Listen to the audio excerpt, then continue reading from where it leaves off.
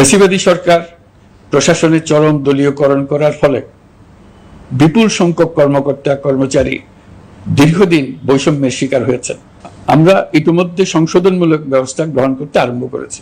তবে প্রশাসনকে গতিশীল রাখতে এবং একই সাথে সুনির্দিষ্ট পদ্ধতি অনুসরণ করে সঠিক সিদ্ধান্তে উপনীত হতে সময় প্রয়োজন।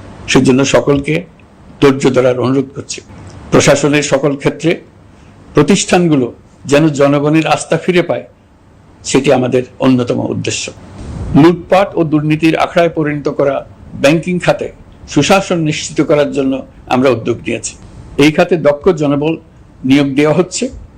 ব্যাংকিং খাতে শৃঙ্খলা স্থাপন, ব্যবসা বাণিজ্যে সহায়ক পরিবেশ তৈরি এবং জনগণের জীবনযাপন সহজ করতে নিত্য প্রয়োজনীয় দ্রব্যমূল্য ও মূল্যস্ফীতি নিয়ন্ত্রণে আনার আমরা উদ্যোগ সচল করেছি। ব্যাংকিং খাতে দীর্ঘমেয়াদী সংস্কারের জন্য ব্যাংক কমিশন গঠন করা হবে।